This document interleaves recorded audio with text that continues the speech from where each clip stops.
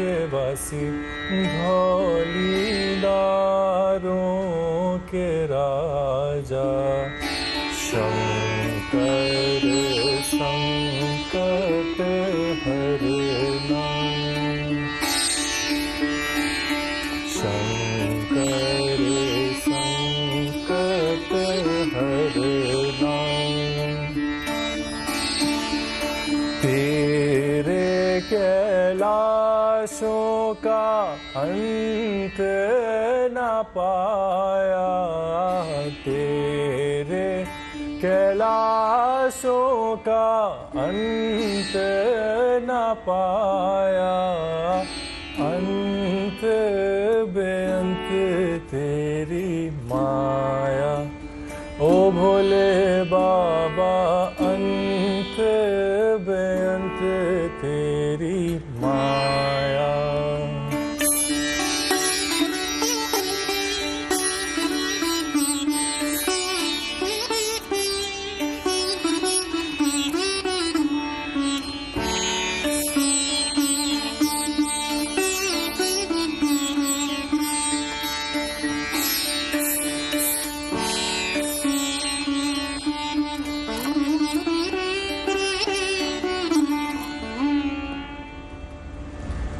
बहुत बहुत स्वागत है आपका। नमस्कार, मैं हूं श्वेता सिंह। आप देख रहे हैं आज तक। इससे पहले मैंने कभी किसी सितार वादक का इंटरव्यू नहीं किया है। आप सोचेंगे कि इस समय में जब रॉक स्टार्स पॉप स्टार्स के कॉन्सर्ट्स होते हैं, ये एक ऐसा नौजवान है जो सोशल मीडिया पर भी छाया है। इनके कॉन्सर्ट्स जब होते हैं तो लोगों का हुजूम वहां पर उमड़ पड़ता है। उम्र है महज 26 साल। जब ये इनका संगीत आप सुनते हैं तो लगता है ये स्वयं साक्षात संगीत बन जाते हैं। ऋषभ रिखीराम शर्मा, बहुत बहुत स्वागत है आपका। इतनी छोटी सी उम्र और कला में इतनी गहराई, क्या बात है आप। जी ये बहुत सौभाग्य है। मैं समझता हूँ कि सितार ने मुझे चुना, मैंने सितार को नहीं चुना। और ये क्यों कहते हैं आप?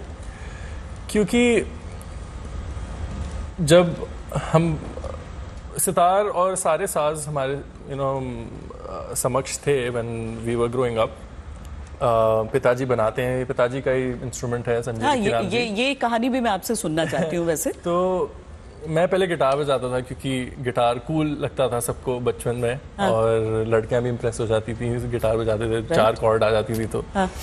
तो स्टार्ट हमने गिटार पे करा। एंड जो मम्मी पापा थे वो ज़्यादा कीन थे मेरे बड़े भाई को सिखाने के लिए। अच्छा। तो उनके लिए ट्यूटर आते थे घर पे, उनको सिखाने के लिए गुरुजी आते थे। और मैं खिड़की से झांकता था कि क्या हो रहा है अंदर, मुझे क्यों नहीं आने दे रहे हैं। तो मेरे को छूने नहीं देते, कहते तुम तार तोड़ दोगे। हाँ। या चोट लग जाएगी या तो सितार तोड़ दोगे। हाँ। तो मेरे को और थोड़ी और कहते हैं ना जिज्ञासा होगी, मतलब मेरे को छूने क्यों नहीं दे रहे हैं ऐसे। when someone tells you not to do something, आपको और मन करता है करने का। तो आई थिंक वो रिवर्स साइकोलॉजी इनकी काम कर गई। और फिर जब मैंने सितार फाइनली पकड़ा तो मुझे काफ़ी आसान लगा। एक तो पापा ने इतना आसान बना दिया है सितार को बजाना, उसमें जैसे एक्शन होता है, जैसे स्ट्रिंग का और फ्रेट का जो डिफरेंस होता है इतना लो है कि एकदम गिटार जैसा है। तो जब मैंने सितार पहली बार पकड़ा, कोई एक हमारी शिपमेंट थी जो स्विट्ज़रलैंड गई थी और जो शिपर्स थे उन्होंने तोड़ दी थी वो, और क्लाइंट ने वापस कर दिया। तो पापा कभी एक साज को टूटा नहीं रहने देते हैं क्योंकि सरस्वती माँ हर साज में बसती हैं जी। तो उन्होंने वो ठीक करके टंगा दिया वॉल पे just to for it to dry. तो मैं देख रहा था, मैंने पूरा प्रोसेस देखा कि हमने वो सितार भेजा, वो टूट के वापस आया, पापा ने ठीक करा। मैंने पापा से पूछा, पापा ये सितार तो ऑलरेडी टूटा हुआ है, तो मेरे को बजाने दीजिए, है ना, मैं कितना ही और तोड़ दूंगा इसको। तो पापा ने बोला चलो ठीक है बजाओ। क्या उम्र थी आपकी? मैं 10 साल का था उस टाइम। अच्छा। एंड जब मैंने पकड़ा सितार, और वो छोटा सितार था, it's called a studio sitar जो हम बनाते हैं। तो जब मैंने पकड़ा तो तुरंत मैंने 2-3 गाने उस पर निकाल दिए फटाफट, लाइक विद इन 2 मिनट्स। और मैंने सारे गामा पादा नीसा भी फिगर आउट कर लिया। अच्छा। और पापा एकदम हैरान हो गए, कैसे पता तुम्हें ये सब? मैं बोला ये गिटार जैसा ही है, इतना फ्रेट्स भी वैसे ही हैं, स्ट्रिंग का एक्शन भी वैसा ही है। और बहुत हैरान हुए। पापा कहते चलो कल से तुम्हारी class start. And that's how it started. और मेरे को लगता है कि सितार ने मुझे चुना, मैंने नहीं चुना, क्योंकि सितार तो थे आसपास, बस वो सही समय का वेट कर रहा था कि now you can come to me. ये अगर आप सब ध्यान से देखेंगे तो वो उनके जूते साइड में रखे हैं, उन्होंने अपने जूते उतार कर रख दिए हैं और उनके सितार पर आप ऊपर के हिस्से में देखेंगे ओम लिखा है, उसके नीचे उनके पिता का नाम लिखा है। जी, संजय रिखीराम जी। पापा ने डिजाइन किया है आपका सितार? ये उन्होंने पूरा बनाया है अपने हाथों से। अच्छा। हमारे कारीगर हैं जो हमारे जनरेशनल वर्कर्स हैं हमारे, जो ये पेन वर्क करते हैं। और मेन सितार का होता है तबली, तुम्बा। This is a pumpkin. अच्छा। जिसे कद्दू कहते हैं, सिर्फ स्पेशली ये सितार के लिए बनता है और ये हमारे साजों के लिए बनता है। और तबली होती है और ये ब्रिज होता है जो पूरा आपका साउंड डिफाइन करता है कि आपका सितार कैसा साउंड करेगा।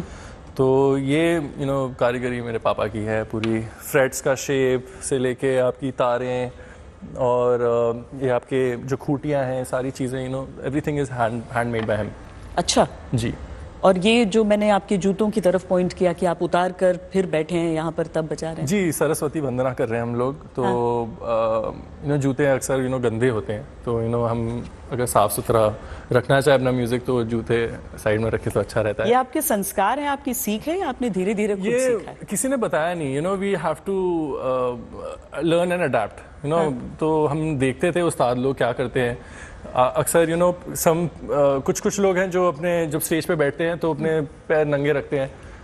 फिर मैंने देखा अमजद अली खान साहब गुरुजी, ये लोग या तो सॉक्स पहनेंगे या पैर ढकेंगे, ताकि ऑडियंस की रिस्पेक्ट कर रहे हैं तो हम उनकी तरफ पैर नहीं करना चाहते। तो ये चीज़ें भी कोई सिखाई नहीं जाती, you just have to watch and learn basically. आपने सोचा था कि इंटरनेट पर इतने बड़े सेंसेशन आप बन जाएंगे एक ऐसी ट्रेडिशनल चीज को करते हुए? क्लासिकल म्यूजिक आमतौर पर सोचा जाता है कि अरे ये तो अलग ही जनरेशन की बात है, अलग ही दर्शक इसके होते। इट्स लाइक कोड लैंग्वेज जो आपको और मैं बोलते हो, और मैं आर्टिस्ट हूँ और आप समझने वाले हो, मैं कवि हूँ और आपको मेरी कविता समझ आ रही है। तो ये चल रहा होता है।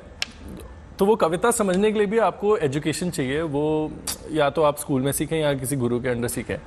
तो मासेस में होना इज थोड़ी कठिन बात होती है। दैट्स वाई मैं थोड़ा कुछ पॉपुलर म्यूजिक को मैं इनकॉर्पोरेट कर लेता हूँ ताकि वो आ जाए। मतलब तो हमारे म्यूजिक कैसे इनकॉर्पोरेट, मतलब क्या सितार पे बजाना? हाँ, जैसे आपकी बॉलीवुड ट्यून्स हो गई कुछ, जैसे हैरी पॉटर थीम हो गया। ऑफ कोर्स आपका गेम ऑफ थ्रोन्स का भी जो इंडियन थीम उसमें जब आया था तो तो ऐसी चीज़ें हैं जो हम ऑडियंस को अपनी तरफ अट्रैक्ट करते हैं। और जो मैं इवेंट्स करता हूँ सितार फॉर मेंटल हेल्थ के नाम से, so it's like a journey कि मैं चाहता हूँ कि और लोग आए उसको सुनने, तो मैं उनको थोड़ा एक दो पॉपुलर म्यूजिक दे देता हूँ। प्लीज, मतलब आपने अब मुझे वो क्यूरियोसिटी में डाल दिया है। अच्छा, क्या बजाऊँ मैं, आप बताइए।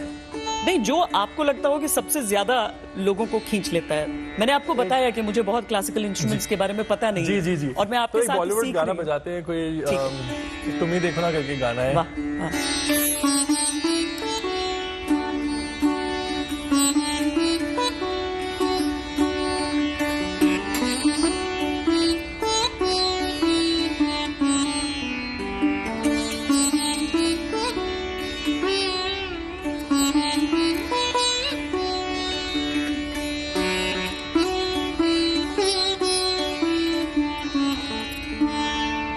ब्यूटीफुल, बहुत ही बढ़िया। तो ऐसी चीजें बजाते हैं लोगों को काफी अमेजिंग लगता है, क्योंकि एक तो सितार का साउंड इतना प्यारा है और जस्ट बिकॉज मेरी क्लासिकल बैकिंग स्ट्रांग है, तो मैं कोई भी गाना मुझे आप थोड़ा टाइम दीजिए, मैं उसको बजा सकता हूँ अपनी सितार पे। तो इतना हमारे गुरुओं का दिया हुआ है ज्ञान, तो वो लोगों को पसंद आ जाती है। हम उनको कॉन्सर्ट बुला लेते हैं और फिर उनको क्लासिकल म्यूजिक सुना देते हैं। फिर उनको क्लासिकल म्यूजिक पसंद आ जाता है तो फिर वो बार बार आते हैं। मतलब तो ये हमारा गेम है। और ये आपका काम भी है, आपका पैशन भी है, आपका दिन पूरा दिन इसी पर। I love my life. I am very blessed कि बहुत कम लोग होते हैं that enjoy what they do for work. मैं हमेशा ये कहती हूँ कि जिन्हें वो करने के पैसे मिलते हैं जो उन्हें करना पसंद है। जी, मैं अपनी क्रिकेट रिपोर्टिंग के लिए हमेशा ये कहती थी। बट गुजारा चल रहा है एंड मैं खुश हूँ। आई गो टू बेड हैप्पी। मैं रात को सोता हूँ तो मैं खुश होता हूँ, सुबह उठता हूँ खुश होता हूँ कि हमारे गुरु ने जो भी दिया हमें, हम वो आगे बढ़ा रहे हैं, और सरस्वती माता की देन से we are doing what we love and getting recognition for it. आपको ज्यादातर लोग मतलब मासेस की बात आपने की ना, तो एक तो मासेस वो है जो आपको सुनने के लिए आ रहा है या नहीं आ रहा है। Correct. उसमें क्या मतलब क्या मैं कहूंगी संगीत के एलीट लोग आ रहे हैं या फिर जो आम जनता है वो आ रही है, वो एक सवाल हो सकता है। पर जब आप सोशल मीडिया पर आपके छोटे छोटे क्लिप्स वायरल होते हैं तो वो मासेस के बीच ही जा रहे हैं। Correct. वो आपको वहीं से पहचान रहे हैं। अब वहां पर एक बड़ी खूबसूरत चीज दिखती है कि ऋषभ जब प्ले करते हैं तो हिना उनके हाथों पे रहती है। जी, ये हिना ही है। किसी ने मुझसे आज कहा कि नहीं वो टैटू लगाते हैं उतना क्लियर और हो नहीं सकता, पर आपके हाथ तो साफ बिल्कुल बिल्कुल। आज माफ़ी चाहता हूँ कि आज मेहंदी नहीं लगाई, बट मेहंदी का ऐसा है कि मैंने कंसिडर करा था टैटू लगवाना, कि मैं चाहता हूँ कि अपना जो एक म्यूज़िकल एक्सपीरियंस है उसको एस्थेटिकली और कैसे हम एनहांस कर सकें। तो ये सारा श्रृंगार का पार्ट होता है, कि डेकोरेशन, जो मैं आउटफिट पहन रहा हूँ वो भी मैं खुद डिज़ाइन करने की कोशिश करता हूँ। अच्छा। अलग अलग डिज़ाइनर्स के साथ मैं काम करके, तो फिर मैं सोचता हूँ कि मेरे हाथ हमेशा फोकस में होते हैं, तो हाथ के साथ क्या कर सकते हैं हम। हाँ। तो फिर मैंने टैटू कंसिडर करा। फिर टैटू का पता चला कि वो आपके ब्लड में घुल जाता है and then you can't donate blood, कभी भी ऐसे ही कुछ हुआ। सो फिर tattoo was out of question. मैंने बोला टैटू हटाइए। फिर डिफरेंट मटेरियल्स के साथ मैं रिसर्च करने लगा। एक जागुआ जूस करके चीज़ होती है, वो ब्लैक इंक होती है, बट वो स्टेन करती है। अगर मैं ऐसे करूँ तो यहाँ पे काला काला हो जाएगा। अच्छा। फिर वो भी हटा दिया। फिर आ गया मेहंदी पे। मेहंदी पे डिबेट था कि स्टिग्मा है कि आप मेहंदी लगाते हो तो लड़कियां लगाती हैं। तो फिर मैंने सोचा कि क्यों ना हम टैटू वाले डिज़ाइन से इंस्पायर्ड होकर मेहंदी बनाए कि वो कूल लगे। तो फिर मेरा एक डिज़ाइनर है, मेहंदी डिज़ाइनर, वो लिव्स इन द यूके। तो उसके साथ बैठ के हम लोग स्केच कर रहे थे। वो अपना आईपैड लाया, मेरे हाथ की फ़ोटो ली उसने, and we were trying different designs. फिर जो मेरा सबसे पॉपुलर डिज़ाइन है जिसमें एक त्रिशूल है, थर्ड आई है शिव जी की, और एक वो पूरा एक शिवलिंग के अंदर आता है। तो उससे हम वी अट्रैक्ट एनर्जी। हम शिव जी से थोड़ी एनर्जी बोरो करते हैं और जितना भी थोड़ा बहुत बच सके उतना बजाते हैं। और with mehndi what you get is every show से पहले हमें कुछ नया डिज़ाइन कर सकते हैं। We can change some design. पर मेहंदी को तो उतरने में भी तो समय लगता है। सो कलर चढ़ने में 2 रातें लगती हैं। उतरने में 4 दिन लगते हैं। तो ये 1 हफ्ते का फेयर है। तो हमें प्लान करके चलना पड़ता है। अच्छा वीकेंड का शो है तो फ्राइडे को मेहंदी लगेगी, संडे को शो है, और उसके बाद फिर मैं एंजॉय करूंगा। बड़ी अच्छी बात कही आपने कि एक स्टिग्मा जुड़ा होता है कि लड़के मेहंदी नहीं लगाते हैं। हाथों में मेहंदी है क्या, ये टॉन्ट भी कसा जाता है। मैं तो बहुत प्राउडली बोलता हूँ आजकल। शिव जी की बात कर रहे हैं, अर्धनारीश्वर वो। जी, यहाँ पर बिल्कुल कला में एक फेमिनिन पार्ट जरूर रहता है जी।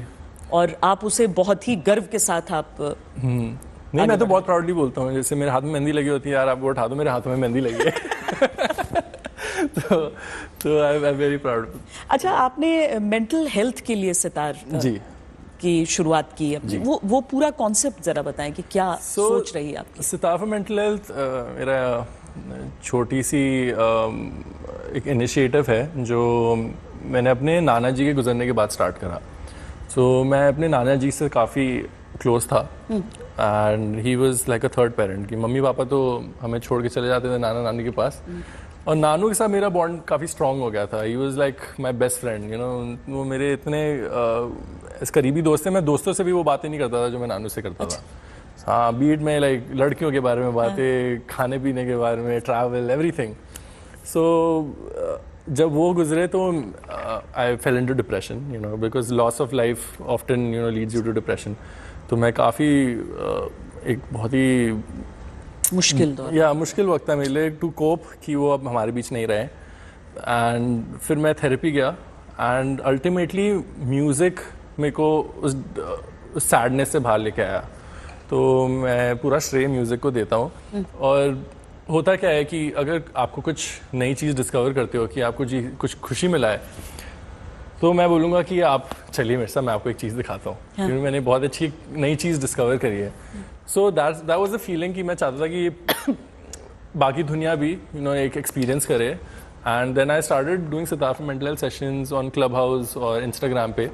तो फ्री ऑफ कॉस्ट आप आए, सुने, और जब मेरा बजाना पूरा हो जाता था तब we would start and talk about mental health कि मानसिक रोग क्या होते हैं। Depression anxiety is as common cold. आपको खांसी जुकाम होता है, इतना ही एंजाइटी और डिप्रेशन कॉमन होता है। एंड उस समय तो everyone was going through something. उस टाइम तो इतना मुश्किल वाला पीरियड था कि आज ये वाले चाचा जी चले गए, आज वो वाले ताऊ जी चले गए। आई एम श्योर आपके साथ भी हुआ, मेरे साथ भी हुआ, सबके साथ हुआ था। और कोई खुशी का तो कोई रीज़न ही नहीं था कि मुस्कुराने का कोई रीज़न मिल जाए, और तभी आप लोगों ने गुड न्यूज़ चैनल भी स्टार्ट करा था, तो that was my good news channel. And बस आपकी दुआ से अभी हमने स्टार्ट करा था तो 4000 फॉलोअर थे, अब 2.3 मिलियन के आसपास आने वाला है। तो एक्चुअली काम कर रहा है तभी बढ़ रहा है, अगर नहीं काम करता तो नहीं बढ़ता। मुझे भी काफ़ी सरप्राइजिंग लगा जब मैंने वो चीज़ें सारी देखी हैं आपके बारे में, तो मुझे लगा कि मतलब एक ढर्रा समझ के आप सोच लें कि क्लासिकल में किसको इंटरेस्ट, ऐसा नहीं है। करेक्ट। अगर एक अच्छा संगीत हो तो मुझे लगता है कि हर सुनने वाले को उससे खुशी मिलती है। और मुझे बिल्कुल पसंद नहीं है कि मेरे को सिंपैथी के लिए लोग सुने। मैं नहीं चाहता कि वो क्लासिकल म्यूजिक इज डाइंग इसलिए आप मेरे को सुन रहे हैं।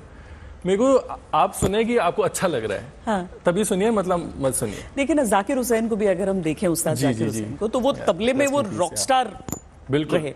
एब्सोल्युटली। उनको तो फिल्मों के ऑफर रहे, हालांकि उनके पिता नहीं चाहते थे कि वो एक्टिंग की तरफ एक मूवी करी थी उन्होंने, ये बाद में की। हाँ, बाद में करी। शुरुआत में उन्हें मुगले आजम का ऑफर मिला था। अच्छा। हाँ, पर उन्होंने नहीं किया था क्योंकि उनके पिता नहीं चाहते थे। जी।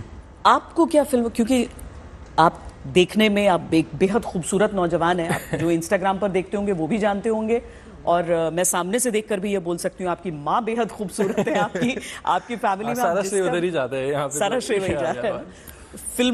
फिल्मों का ऑफर आजकल तो ओटीटी वगैरह का प्लेटफॉर्म, जी ऑफर आते हैं, और मेरे को लाइफ में एक मूवी तो करनी है। हाँ, एक मूवी तो करनी है, और एक डायरेक्ट भी करनी है। मेरा एक स्क्रीन प्ले है दिमाग में जो मैं चाहता हूँ, म्यूजिक के ऊपर ही है। हाँ। तो वो जब होगा, but it is definitely on the list, but it's not the priority.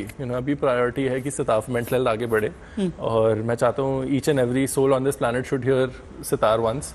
एक बार तो सबको सितार एक बार सुनाना है, पसंद आए ना आए कोई बात नहीं, फिर आप गिटार सुन लीजिएगा। मैं तो ये बोल सकता हूँ। नहीं तो आप तो इंस्ट्रूमेंट्स के बीच पले बढ़े हैं, और उसमें से आपने जैसा कहा कि मैंने सितार को नहीं, सितार ने मुझे चुना है। तो गिटार भी बजाते हैं कुछ टाइम? बिल्कुल गिटार है घर में, जिस इंस्ट्रूमेंट पर हाथ आ जाए उस। हाँ, और पता है होता है क्या है कि अलग अलग इंस्ट्रूमेंट में पियानो भी बजाता हूँ थोड़ा बहुत, हाँ। थोड़ा तबले में भी हाथ चल जाता है। तो अलग अलग इंस्ट्रूमेंट्स में अलग अलग क्रिएटिविटी निकलती है, तो अच्छा होता है कि थोड़ा आपका एक्सपोजर हर इंस्ट्रूमेंट पे बना रहे। तो बट सितार पे एक्चुअली सबसे ज़्यादा दिमाग मेरा चलता है, क्योंकि मैंने पूरी ज़िंदगी ये इंस्ट्रूमेंट बजाया है और बजाते भी रहूँगा। So definitely when you play other instrument आपका दिमाग थोड़ा अलग चलता है। और उसी में जिससे आपने शुरुआत की, जी, शिव कैलाश जी, मतलब ये आपके रूट से भी जुड़ा है, क्या इंस्पिरेशन रहा है? शिव जी में ही शांति है। मुझे तो लगता है कि सारी जितनी भी सड़कें हैं शिव जी पे आगे रुक जाती हैं और वहीं से शुरू होती हैं। एंड मुझे ये रियलाइज़ हुआ थोड़ा लेट अपनी लाइफ में, जब क्योंकि थे तो गुरुजी भी रविशंकर जी, तो शंकर एंड शिवा हमेशा मेरी लाइफ में किसी ना किसी कैपेसिटी में रहे हैं। और मेरी मम्मी जी की भी जो गुरुजी हैं वो भी, उनको भी शिव का एक स्वरूप मानते हैं। अच्छा। तो वो थे, बट कुछ ऐसे लाइफ में बहुत चीज़ें हुई हैं कि शिव जी बस आते रहे। और ये भजन हमने प्लान करा हुआ है 2018 से कि इसको कहीं ना कहीं मैं या तो रिकॉर्ड करूँ, रिलीज़ करूँ। हाँ। उस टाइम पता नहीं क्यों मेरे को ऊपर से ऐसी कॉलिंग आई कि हमने कोई इसका रियाज नहीं करा, कुछ नहीं करा, जो हुआ स्टेज पे हुआ। और आप देख सकते हैं कि बहुत ही कैजुअल हम लोग बजा रहे हैं। मैं स्टेज पे बोल रहा हूँ चलो आप बजाओ, हाँ। चलो आप बजाओ, हाँ। चलो आप बजाओ।